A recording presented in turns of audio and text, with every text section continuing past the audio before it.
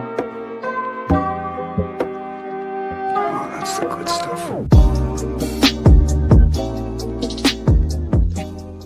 Well, guys, if anybody asks us why we had to have our ears checked this weekend, we got to tell them sorry. We got to see about a certain movie, and that is Warfare, which is finally out this weekend from A24. And it's brought to us by two different directors, which is very interesting. One being Alex Garland, who not only is known for other films from the studios such as Men and Ex Machina, but also their highest grossing movie ever, last year's Civil War, but also Ray Mendoza, who he met on the set of Civil War, and he was a stunt coordinator.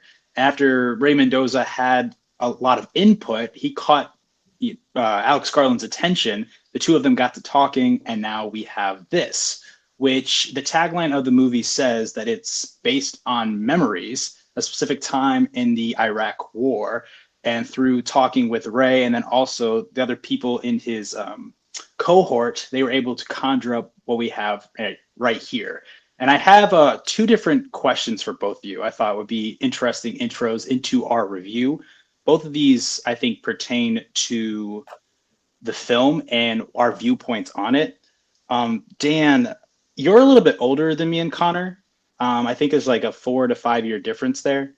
So that doesn't seem like a huge gap, but it definitely was one when we look at the fact that we were children. Oh, at least me and Connor. I mean, you were as well. So I was only 4 when 9/11 happened. You were not. So my memory of it is just that not as strong. And yours would be, a lot more. You were able to attain a lot more knowledge, a lot more that was going on with the country. So with that being said, I want to ask you your expertise and your knowledge on the history and the accuracy of that time and just your overall thoughts, just as like briefly you can, as it pertains to what's happening in this film. But I want to say before we start that we're not like a political podcast. Obviously, there is politics in movies, but I just want to, I say what Dan's about to say might lay the groundwork for what Warfare, is speaking on, especially from Ray Mendoza's perspective and Alex Garland's. Yeah, you're saying just kind of the general feel of the country at the time, like what I don't understand. Yeah, I guess what were you seeing? Like, you bring an interesting perspective that I didn't grow up with, I would say, because I grew up in a Christian community. So the outlook on that was a lot, let me say, a harsh, blinded Christian community when it comes to a Republican president, when it comes to war. I just grew up differently. And I wasn't really into all the politics, obviously, because I was so young. But were you seeing, obviously, what your outlook is now on the Iraq War? Were you seeing that when it was going on? Or is that something that came to you as the years have gone on and you obtained more knowledge and done your research? Because I know, you're very thorough with that stuff. Yeah, no, I think I definitely felt that way as soon as I kind of had. I mean, I was 8 when 9/11 happened, so I wasn't like sitting there doing like a critical analysis of our worst. But Sorry. Right. I think still, very quickly we kind of realized what both of those conflicts were. And I think they just kind of, ended up absorbing so many lives and so much money. I mean, those wars destroyed the American economy.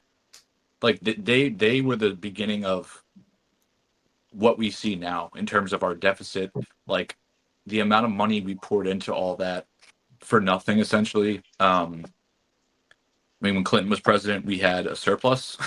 Then Bush came in, and a combination of like his tax policy and those wars again created what we now have 25 years later. And that's just looking at the American perspective. I mean, what we did to both of those countries really essentially provided nothing in terms of effect, like long-term effect. I mean, we destabilized Iraq, which basically left a power vacuum that allowed ISIS to be created. Um, a lot of that too with ISIS was like they have a lot of our weapons. We armed a lot of the people that we ended up fighting against later. In Afghanistan, Russia was there for a decade, getting the shit kicked out of them. We watched that happen just like France was in Vietnam, getting the shit kicked out of them before we went there. We didn't learn anything from either of those conflicts. But yeah, I mean, I think when it comes to a movie like this, and this has been kind of the crux of the conversation, like we all have mostly a collective understanding. I think, regardless of political affiliation, that both of those wars were a pretty big waste of time um, and resources, and I think that's why it's so difficult to portray, um, in media because people don't want to see, especially now, like a movie like American Sniper came out in 2014, I think. Yeah, that Um, sounds right. I think 10 years later, people don't really want to see that. Um, so I think it's hard to work around, and I think we're seeing a lot of that in the discourse here of like why even a movie like this that has I think a lot of gray area, um, and it's just kind of telling a story without necessarily a clear point of view on the conflict, which is ironically similar to the problem that people had with Civil War, even though Civil War wasn't really hiding what it was saying either. I think I don't want to be rude. I think there's a lot of dumb people, and I think like there's a reason that you have to spell things out for people in movies now because media literacy is really bad and critical thinking is really bad and people aren't educated on anything.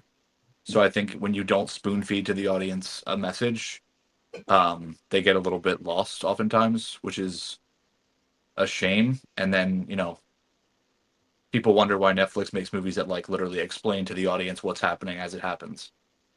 Um, I'd rather not do that, but I guess if people can't comprehend like the basic message of a story when the filmmaker's like literally beating you over the head with it, I don't really know.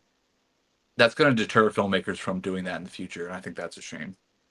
So, Yeah, and then you have people just not even watching the film, which is insane, saying that there's no, every war is pro-war, right? Every war film is pro-war. There's no anti-war war film, and they're saying that without even watching the movie in general.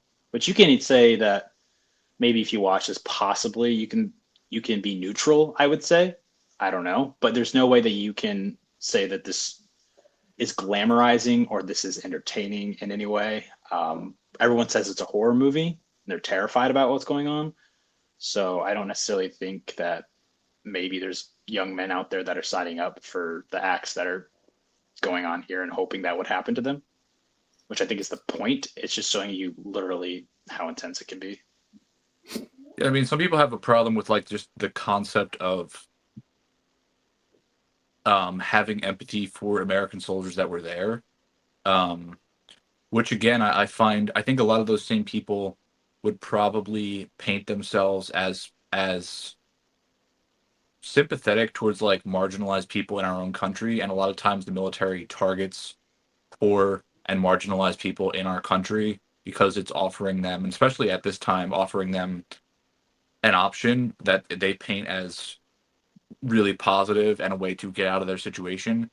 And a lot of those people ended up getting pulled into two pointless conflicts and dying or ending up with PTSD, um, or being maimed in a way that affected their life moving forward. But they were sold, you know, something great to get out of their situation, and they weren't looking like down the road. So I think you can't pretend to care about those people until they're in the military, and then you don't care about them. But the people that were on the ground there, they weren't calling the shots. Like they're part of a machine. And if you have a problem with the system, take that up with people at the top of the system. Don't take that up with the people that were there. And I think acting like you can't have any level of empathy or understanding to what they went through just because the war was wrong is like painfully stupid. And it's just it's terminally online behavior, to be blunt. That's all it is. It's like that's not real world like critical thinking. That's just taking a stance that has no base in reality or no actual purpose. It's frustrating to see. Yeah, and then I mean, people are thinking that there's a certain agenda when it comes to these films, and then literally the director or one of the directors tells you why they made the film at the very end of it with For Elliot. Like, this is why I made this film. It's because this guy couldn't remember. So, but speaking of, two men that fought together, Connor, I wanted to ask you, is this the first film you watched in 2025? No, New release? No? In theaters? no. In theaters, yes. Okay. So you were looking out for this film, excited to go and see it. I'm Yeah. assuming, obviously, because of your military background. So because of that, I'm curious, had you talked to any of the other Marines that you served with in your unit about this movie? And if so, are they going to go see it? And have you had a discussion about it with them, or will you have a discussion with them about it?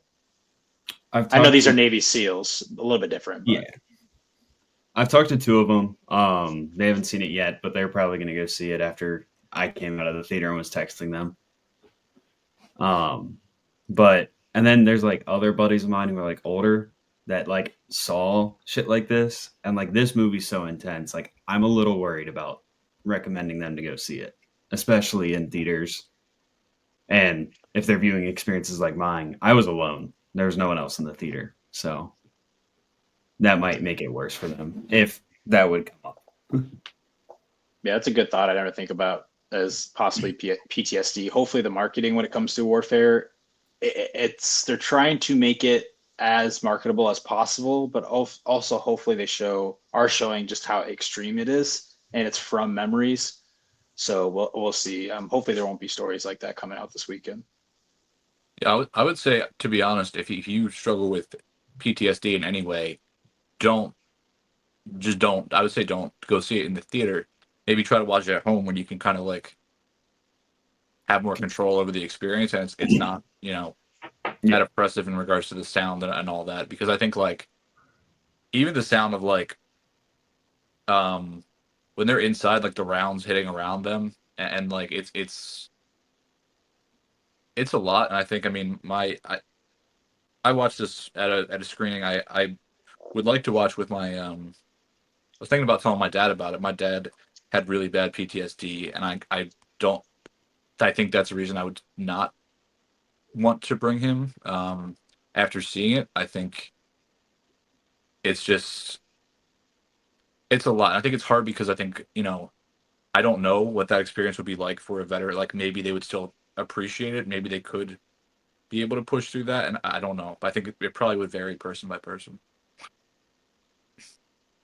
Yeah, I think what's good too. I mean, which is how the situation happened, but I think it slowly progresses as the film goes on, and the intensity of it. So hopefully, there's a point he gets to, or other veterans get to, where they're like, you know what, I think we can cut it here, kind of a thing, rather than just springing something very intense on them. There is obviously one moment, I was gonna say but I think the moment in the middle might be the worst part. yeah. But I would say, Connor, I'm most interested in your thoughts. Like, Dan has shared his a lot. He's written a really good review. He's filmed a really good review. You just watched this last night, so it's the freshest in your mind out of all three of us. You served. Thank you for your service. Um, I will, always tell you that. But what did you think about Warfare? I'm very excited just to hear what you think. We'll start at the very beginning. Okay. Made me really happy for that first 2 minute opening intro because it literally just like brought me back to my last barracks party. Just music like blaring with us in like full gear. Doesn't make sense why we should be drinking and all of that or partying, but we were. Um, but yeah, I didn't fully know what this movie was about, and everyone was like, kind of the reviews I was hearing was, it's like the modern day Saving Private Ryan, and then I saw it was a 90-minute runtime, and I was like, how are we gonna make that happen? Um, but I mean, right after that opening, like dance party scene, jazzercising, like you pretty much just get thrown right into it, like at nighttime, seeing these operators move. And it's funny because I wrote down like something that I wanted to rip this movie apart for is because the Navy SEALs were in Army UCPs during it. And then I actually looked it up, and there was a brief period in the Iraqi war that SEALs wore that camouflage. So that made me happy. Um, Did you want to say something, Stone? No. I'm Okay. happy because I know if anything was wrong in this movie, that obviously that would dock points for you. But I'm almost Yeah. probably 100% sure that there probably won't. I mean, you can prove me wrong. There probably won't be anything wrong in terms of I have one very specificities. minute critique on it, which I'll get to in here in a second. But the other thing I loved about it too, and you can tell like a seal helped them make this movie and like worked with all of them. Which jumping ahead, I loved the post credit scene having the seals showing the actors like how they move and everything was when they were like clearing rooms or like turning down different roads, the way that their point man would like clear the area for everyone else to move by, and then their last guy was doing everything perfectly. We learned that extensively at combat training, and their movement in this was flawless throughout the entire thing. Yeah. Literally, my only one minute critique that doesn't bring the movie down at all for me is I'm gonna mispronounce his name, but Pharaoh DeFaro Mutai. yeah, his character, um, right after the first IED explosion, that literally made me jump in the movie theater from how loud it was. Um, they're firing, and he drops his magazine on the floor. Uh, and that would never happen. Oh no, I'm sorry, that's right before the first IED, but that would never happen. That's another thing that they will not like just shut the fuck up about is you can't drop it because during the Iraqi war and the Afghanistan war later on, a lot of their, combatants would find American magazines to our weapons and they figured out how to turn them into IEDs. So later on, Americans would see it and be like, oh, that's some of our gear. And then it would blow them up. So in this one, when he dropped his magazine just on the floor, and they didn't show him go back for it in that house, but in my head, I was like, that's not right. Yeah, I'm sure you did, just because of how much of an emphasis they do have on them, retrieving their gear whenever possible, which Yeah. goes to the extreme, especially at the end of the film with the hammer on the street. But I think Yeah. for me, what's really interesting about this is the two directors, right? Why did Alex Garland do this, and why did Ray Mendoza do this? Obviously, Ray Mendoza wanted to, and it says that at the very end, wanted to reenact this moment of time and show his comrade Elliot what they went through too, because Elliot is essentially someone who is after the first explosive went off, hurt his hand, and that essentially, you know, propels everything forward because they're trying to get him out, and then consequences happen. That's why Ray Mendoza is doing this, because he doesn't remember a thing, and you can see why towards the end of the movie how much he went through. But Alex Garland is what really piques my interest, because I think you can see everything that he added to the movie as it goes on, because there's certain scenes that you can tell aren't from Ray Mendoza's memory, right? Because it says from all of our memories. And I guess it's a spoiler, but it's very, very important to the whole every war film is propaganda argument, is the end shot of the family looking at the soldiers leaving, right? How can that be from their memory? I guess maybe if they had windows in the tanks or whatever, which they didn't. So why did Alex Garland show that? Right? I think that's the main. I mean, we opened with that family going into that family's home, which was a nightmare. Like, I could only imagine. I was sitting there watching this. I don't really know a whole lot about the military, to be honest. I don't know how they operate. I haven't done a whole lot of research on the Iraq War. I do have my thoughts on it, obviously, that line up with all y'all's, but it's just horrifying. Just thing that just happened over and over again. And I think the family is what I'm thinking about while all this firefighting is going on. And they show them periodically. But I think that's also the point, which is crazy. But there's so many, Dan, you could talk about it. I'll let you talk here in a second. But there's so many small details in the soldiers that you do not see in normal war films that were so effective. There's the fact that they're always like, hoorah, let's go to war is what you are pictured on the big screen all the time for decades. But I recall the fact that they're always asking each other if they're okay all the time, checking up on them.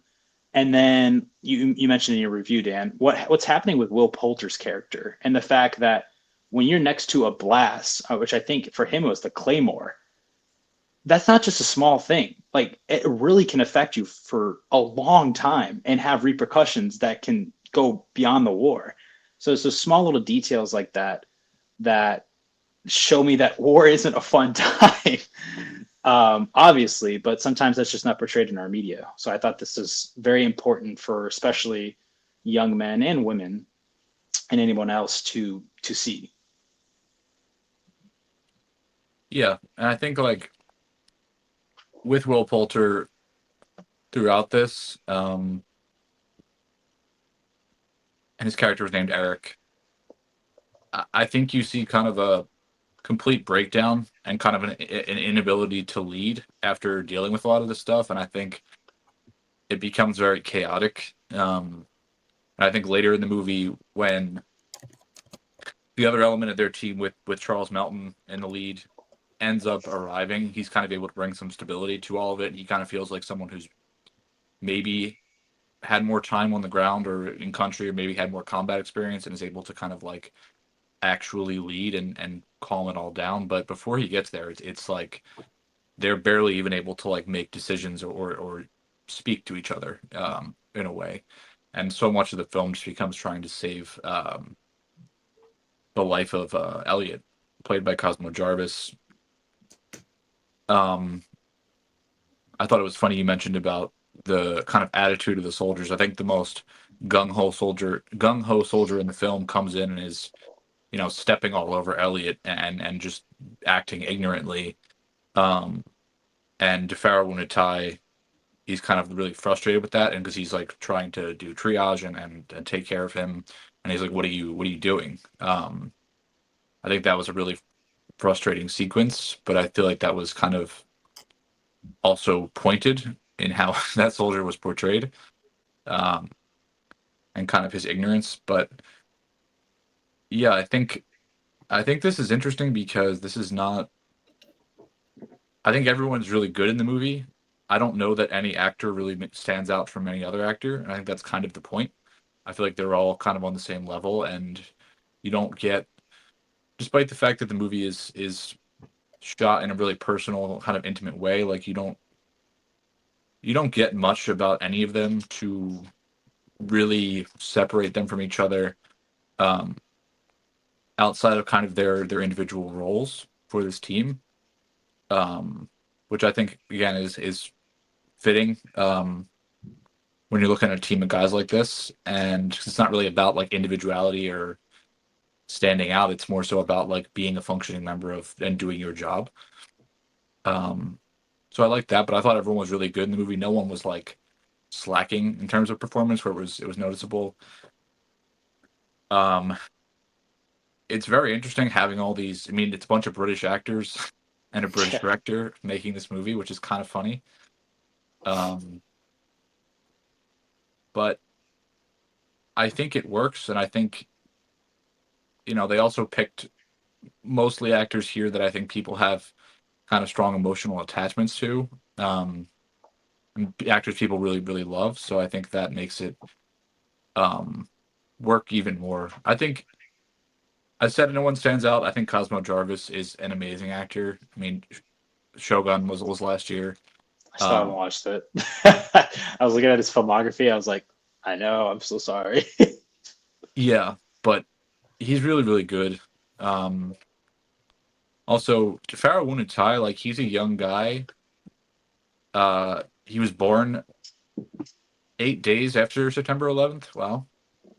Um, but he was also just in Hell of a Summer, and now this, so he's having a really good year. But he has not acted much, which He's in the he got his like fame in the show. I've never watched it, but the Reservation Dogs, which I think was an FX show, very popular FX show. yeah, So that's where he I think really got off the ground there. Did you realize that was him in Hell of a Summer? I did yeah, not. Okay, like tonally though, the difference of those movies, obviously, he's a good actor though. I was like, damn, he can. Those are two very different movies to do right next to each other. I was gonna say, I think the standout in this one for me was Joseph Quinn. I thought he was exceptional in this. Like He's good at even screaming, very good at well, screaming. I'm talking like even in the beginning, um, like like him and Will Poulter are like switching, which room they're holding security in. Like the way he's moving, like I thought he was great in it. I think one of the best parts of this movie for me leaving too, because I've seen Dan's review, I've seen Brock's review, is like a lot of people are kind of like stunned when they leave this. For me, I felt like pretty grateful when I left this in a weird kind of way, because I didn't get out of the Marine Corps in the normal way. Like I got out early for medical reasons, but they also gave me like this weird like thing that's probably only happened to like 3 other Marines ever. And they're like, hey, you have enough to either get out or you can stay in and continue if you want. And I just took the next chapter. But like right before that, Marine Corps Special Forces was trying to recruit me, which like I'm not flexing. It's literally they just look at how well can you shoot on the rifle range and how good are your fitness scores. And the top scores for each is 300. I ran a 298 and a 297, so I was like right there. And like I really considered it for maybe a month, and then someone put the option on like, hey, if you want to get out, here's your one chance up until your contract actually does end. And so then I just was like, yeah, I'll move on to the next chapter instead. But like thinking back after this movie, and like I was talking to my wife when I got home last night about how different everything could have been if I did go special forces. I'm not saying I make it through that training and whatever. Like obviously that's a whole different beast. But in a world where I do this, I don't have her more than likely. I don't have my kids. Like I don't have my dog. So it's just weird. And I kind of left the theater with like a sense of gratefulness for this. But along with that, seeing shit like this, because I've heard the real stories, I've seen some really dark shit in my time, and I never deployed, but I've seen some pretty dark shit. It goes into like why I think it's like me and guys like me don't like hearing thank you for your service, because like we see the stories, we hear the stories, and like these are the guys that actually like did shit, and like it's a weird like little limbo gray area mind space for like all of us. Like if you didn't see combat, you mean? Yeah, basically. Like, I mean, if I look back on my Marine Corps time, like I worked on planes and then I like drank with my friends when I got off. Like, Yeah. It's not the same. Could have been, but I get what you're saying. But I still can't stop thinking about the aspects of this movie that are essentially like anti-war and just showing you how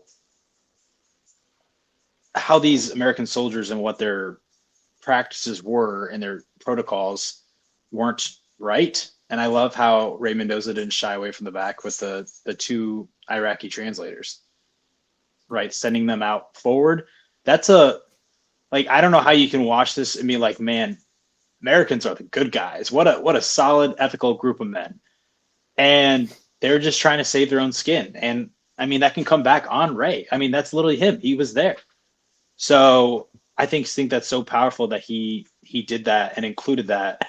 And the aftermath of it just shows us how that probably happened time and time again. I mean, that's what I was trying to think about. I almost asked you, Dan, what was the last actual war movie that came out? I think the one that comes to my head is probably The Covenant, which is also about an Iraqi translator, if I'm not mistaken. And just how they were treated after. I think it was Jake Gyllenhaal's guy, and then Jake Gyllenhaal left, and how he was treated afterwards. Is the Covenant Iraq or Afghanistan? I thought it was. Ooh, it might be Afghanistan. It might be Afghanistan. I'm looking it up because I think that movie was really good. Yeah, it was Afghanistan because like that the issue that movie dealt with the Afghan interpreters was very specific in regards to like what they were promised and then what was actually delivered. And I think like it is really cool to see different country but same shit in terms of like the people, because like and there's I mean, what I found insane was the only 2 people that lost their lives in this operation were the 2 Iraqis. And I saw the one guy, still had his face blurred. That would be to protect, I'm assuming, like his family, etc. And to think about that is really upsetting because he's like thinking about that situation of being on the side of an army that's coming into your homeland, regardless of whether you feel you're in the right or not, like that is an overwhelming thing, and I'm sure it was very difficult for those guys to do and come to terms with. And I think that those two guys, I think their names were Farid and Noor. Um, you can kind of see them sort of torn a little bit, or maybe just a little bit unsure about being there. multiple times. I mean, coming up the stairs saying like, "Guys, what's going on?" And then Yeah, it's like, I mean, there's just no respect for them, which is it's just sad, and that's just how it was. But it's like, go fucking guard downstairs, like do what yeah, you're told, like they're dogs. yeah, It's yeah. I horrible. agree, and I think like that's a little thing, but like the whole team being together upstairs and then them being isolated in a more vulnerable place, like With the family's on the first floor. yeah. Um, I don't know. I This think movie it's doesn't hold anything back, and I just respect it for that. Like, it's crazy that the guy's kind of painting himself as a villain. Ray, I mean, Ray doesn't isn't nervous about leaving anything out, which I think is very admirable. And I'm yeah. sad that people are just not going to go see this movie. Like, the director is showing you that ethically he did things that are wrong during this time, and he's not going to change it because accuracy is what is most important to him. Yeah, I think the other thing is though, it's like Ray was not the commanding officer. He That's was also not even true. the second in command. Like that was Will Poulter and Joseph Quinn, I believe. Um, so like it doesn't exactly fall on him, but still, I mean, obviously his bond with those guys is impressive and deep. So I think being willing to show just kind of all of it, and this to me is just showing it for what it is. It's again, I feel very similar to Civil War. It's like I feel like the movie is begging you to like pick up on what it has to say. And I just think like to say that we shouldn't depict any of this in media, where does that leave us? And like how do we actually process what happened and understand it and then move forward and don't we want to leave something behind to say don't do this again? Like Yeah. don't we want to like we should acknowledge how it was. Um Otherwise, it's just like this will just disappear in America, right? But it's not going to disappear where we were, right? Like the effects of us being there will be there for decades. Um, and hundreds of thousands of Iraqis died, and or more. I mean, that's debated, maybe in the millions. But um, I don't think we should just stick our head in the sand and then pat ourselves on the back for saying, "Oh, we're gonna pretend like this didn't happen." It doesn't do anything. So I like what you've pointed out, the fact that in this movie, different than other ones, it paints the Iraqi military guys as actually intellectual yeah, and having a plan to carry out, even though the Americans thought they did. I mean, this is their own soil. Maybe they know the nooks and crannies to hide rather than just picking a random house saying this one looks good. And the Americans were fucked in yeah. this. And they're just trying to get out of there. And I love, people have said this, I love how you never really know, which I don't necessarily know if this is how it was in the moment. Obviously, I think this group of SEALs knew why they were here and what they're trying to achieve. But it's not part of this movie. But it's not part of this movie. It's kind of like they're just looking at guys and they're just looking at suspicious individuals. This guy's getting more and more suspicious, and then shit just hits the fan. And I love the slow buildup. I love there's like a 20 to 30 minutes of this where there's no score. It's just a lot of There's military. no score the entire movie, Exactly. which It's just is like, which is very effective, which also adds to the realism, but also the non-entertaining aspect of this film, which is very important. Mhm. But the military jargon just building up, and the fact that they don't have air support, and the guys, there are other groups just spread out across town that really they can't get to them and help them out at the current moment. And then, like you said, no score, dead silent, which is how it was. in that moment. And then I heard Ray Mendoza say that you just knew the foreignness of the grenade hitting. Like everyone knew what that was, even though they could be in different rooms at different levels, and everyone's like, "Oh shit!" Like this is about to happen. Yeah. Yeah, I think they're incredibly lucky that they didn't just get pushed aggressively right after that happened. Because I feel like they probably all would have died. I mean, I think that was probably a moment of chaos. I don't know why they didn't get fully attacked at that moment, but I feel like that was incredibly lucky. Um, but yeah, I mean, I agree with you. I think it's a shame. I guess it's probably not going to be. It's not going to be like insanely successful. Um,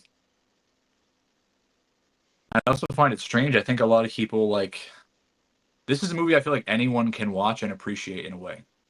Like I think Yep. regardless of your like if you're like a conservative and you want to feel like this is just made out of respect for these guys and telling their stories, like don't you want to support that? Don't y'all support the military? Like where don't you say there's no movies and media for you? Like don't do you like this?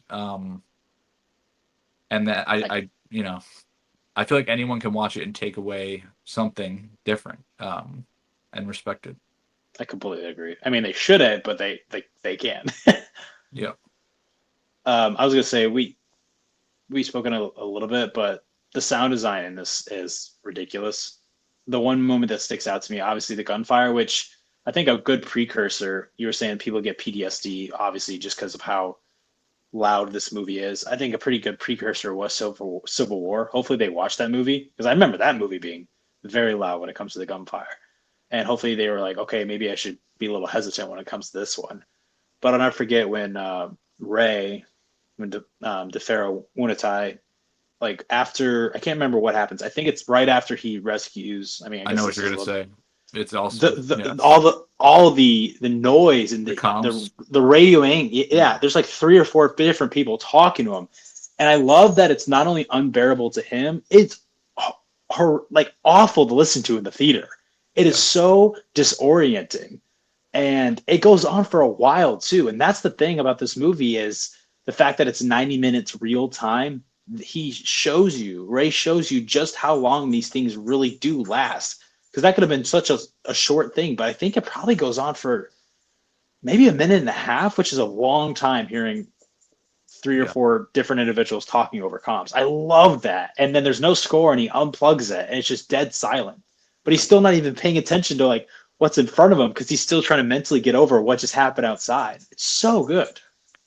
Yeah. I love that there's so much stuff here that like from a US military perspective, like tactically is correct, but you watch it and you're like, what an absolute complete fucking waste of time and energy. Like even the sequence where he sends the two guys up to like secure the roof. They're surrounded by higher roofs and they just have to walk out and make an attempt to shoot back for what? And like that sequence of watching them then like kind of have to get down and crawl backwards like to the door. Um and they're at such a disadvantage like in that firefight and like not hitting anything, not doing anything, just like doing something to go through the motions of doing it and then barely surviving and then having to go back inside and be like we yeah, there's people out there. Like it's just so infuriating to watch. And I felt the same way about, you know, like retrieving their gear and to go get a sledgehammer. And that's again, I said this, the only person that gets shot in the movie is in that moment right there. It's the only person you see get shot in the entire thing. Like Um what was the point? yeah. Like and you're just running into a street for nothing. Like I don't know if it's crazy to think this way because they're looking at like suspicious individuals, right? At the very beginning, and it just keeps on building and building. Maybe they're being suspicious because there's Americans watching them. yeah. And they're trying to like Again, yeah. defend themselves. So would have this even happened if the Americans weren't even there? And the entirety of that operation, right? Like when you're doing something like that, like that's all based on profiling essentially, right? Like you're determining who is dangerous and who's threatening. Um, and that's where you get into the conversation of like, is that person a terrorist or is that person doing what me and my dad would be doing if there was an army in my country?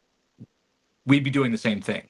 That's what Well, I it's not like. there's a You know what I mean? family. There's a family in the home. So it's like imagine if someone from a foreign country comes and they're that they're in these American people's homes and there's like 12 of them. Yeah. And you're like, What man, if that was like your cousin or like you like like maybe we should go help them out. And then the Americans inside are like, oh no, they're coming for us. Well, you kind of just took over someone's house. yeah. And it's I mean that's the Crazy things to thing, think about. and that's also and a lot of the some of the pushback I get and I've seen that I understand is like people want to see these conflicts from other perspectives. What I would say is if that came out in America, like if that came out in America, people would freak the fuck out, right? Like people would lose their minds and say it's It also wouldn't get the chance to. That's the thing. It's sad to say that, but I don't think we're going to see for maybe a long time an Iraqi filmmaker be able to release a film at this level and get seen by this many people about a conflict like this. yeah. So my opinion, the more eyes you can get on this situation, even if it's not necessarily from the perspective you want, it's still telling the same story in a sense, then that's good. Yeah. And that's the thing, like, I think a lot of, especially like young liberals, have ideas, like, they have idealistic ideas that are good in concept, but not able to be executed in reality. And at that point, it's like, okay, well, like, what are you actually adding to this conversation? Because you're saying the options are nothing or something that is not going to exist. So where does it actually leave us? How do we actually move forward from that? Like, and one thing I'll say is I don't know if movies have been made out of the Middle East about. I don't know. I'd like to look into that about the conflict, and there has to be something. I'm sure. Yeah. But I understand the frustration with only seeing our perspective. But at the same time, I think you know Iraqis in this film are not demonized. There's no like it doesn't cut to some evil warlord who's like, in a black like head turban and scheming against Americans. It's just like this town is mobilized like it's like watching like white blood cells attack something that's a foreign body in a body. Like it's like they just want them to leave. Like and the entire place is functioning as like a cohesive response to us being there. And you feel how like oppressive that is for the soldiers and how large of a disadvantage they were at here, and just completely overwhelmed. Like I said they thought their country was in need, and now they have to follow orders and being sent to these places where the circumstances around them is literally creating war. Yeah, Like why they're there, the orders they're following is going to get them killed, is going to make them forget a moment that happened 20 years ago yeah, because and it's something they cannot control. Like I said, they're just trying to help their country. yeah. And I just think the movie is like it's like a little microcosm of like occupation in general, and like what that actually brings to the place you're occupying, and then what it brings to the people that have to um, be a part of that occupation, and how just there's no good outcome. And like I said, like you said too, the family is like the through line here, and seeing them after the Bradleys leave, just like Yep. walking around in their house. I mean, I thought that was really powerful, and like the way they just kind of drive away, and it's like, what was all that? Yeah. Like, why did you do any of this? Um, I thought it was really, really powerful. So That's the thing you're thinking about when you leave. I think that's the thing you should be thinking about. Like I was thinking about them the entire time, but I'm glad that everybody else, that's the last image that you're left with. Really yeah, powerful stuff. And like I said, I think that's Alex Garland. I think he's like, I think this is really important to leave this on. and also a lot of the guys that were there understand. Like a lot of them are angry Yeah. too. They're people that have had their entire life changed, or they can't walk, or they can't, they lost an arm, whatever. And it's like the same frustration. I mean, 6,500 veterans kill themselves every year since 2001. Every single year, about 6,500 people kill themselves. And I said tens of thousands of Americans have died. Someone was like, "Oh, it was 5,000." First of all, 5,000 doesn't count for contractors, because just because someone wasn't listed as U.S. military doesn't mean they weren't there and didn't die. So include them, first of all, and also include all the veterans from Iraq and Afghanistan that have killed themselves since then, because the VA doesn't do its job large portion of the time, regardless of who the president is. Um, and these people are not valued and taken care of when they get home, or they're in a queue of a million people to get psychiatric care or medication or just therapy. Um, you those people are part of this death toll, and like we still bear responsibility for, you know, their death if that's the case. So hopefully this movie reminds people of that. Just don't forget about the veterans and the things that they've gone through. yeah, and I mean, I just think it's you don't have to limit your empathy to just the people in Iraq. Like you can also include the people that were sent there, Yeah. and it doesn't make you a bad person, right? Like you can acknowledge every aspect of it and look at it critically. Like, Yeah, completely agree. It's cool seeing you give this a 5 out of 5 though. There's some friendship, but what's number one? Friendship still? yeah, I think so. It's a little cheerier and I say yeah. This is gonna be an interest. I have it at 4.5. Warfare, just because I don't know if I'm gonna revisit it ever. I mean, that's the tough thing. I mean, do I want to? No, but maybe I'll just need a reminder, or maybe I want to show someone else it. It's a tough movie to watch, but I don't know if you'll have a more accurate or powerful or horrific war movie ever. It's not Saving Private Ryan. It's like The Beach, the very opening scene of Saving Private Ryan, but an entire movie of it. yeah, and like Saving Private Ryan is way more like sexy in regards to war than this is, partially Fair. because it was a completely justified war where they were actually doing stuff that was heroic. Like Yes. I find it more acceptable. Like, and it's funny because you start like the first half hour of this movie, a lot of it is through a sniper scope, right? You might think you're going to get some kind of montage of him like taking out all these people, like, Saving Private Ryan. You have Barry Pepper praying as sniping. It's like, and then the movie just you know completely subverts your expectations, and you're just going to watch them get shot at and hide and try not to die. That's what it is. That's such an interesting thing too, is looking inward to yourself and seeing what you wanted out of the movie, like what I don't know if it's what you wanted, but just seeing how much it does subvert your expectations and seeing what in your mind what a basic war movie does, and just realizing as the film goes on that's not what this is. Yeah. I don't know if I'm articulating myself well, but No, it makes what do sense. I think? Yeah, what do I think a war movie not necessarily should be, but is going to be, and then watching it not be that.